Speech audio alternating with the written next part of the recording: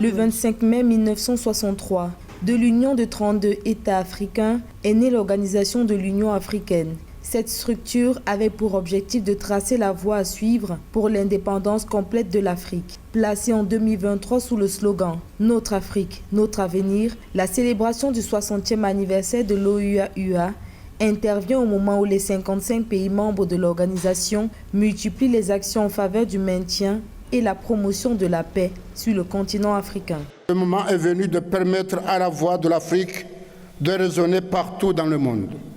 C'est dans ce sens qu'immédiatement après ma prise de fonction à la tête de notre organisation, j'ai pris le relais du plaidoyer que faisait mon prédécesseur pour convaincre nos homologues du G20 de l'impérieuse nécessité pour l'Union africaine de devenir un membre à part entière de cette institution.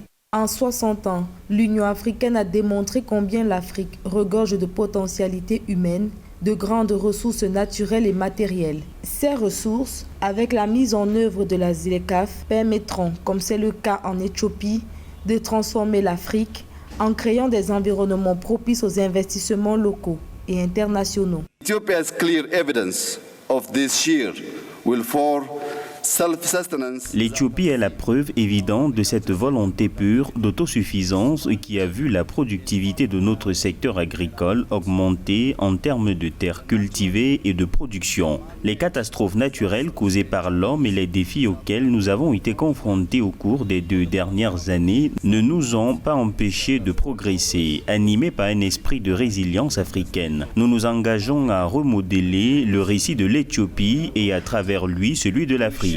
The narrative about Ethiopia and through it that of Africa.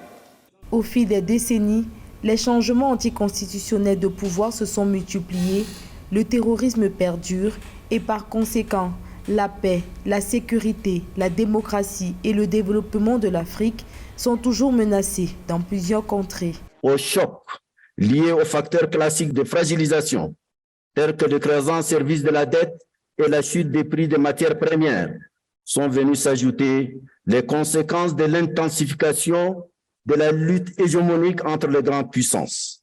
Dans ce contexte international d'affrontement des intérêts géopolitiques divergents, la volonté des uns et des autres menace de transformer l'Afrique en terrain de bataille géostratégique.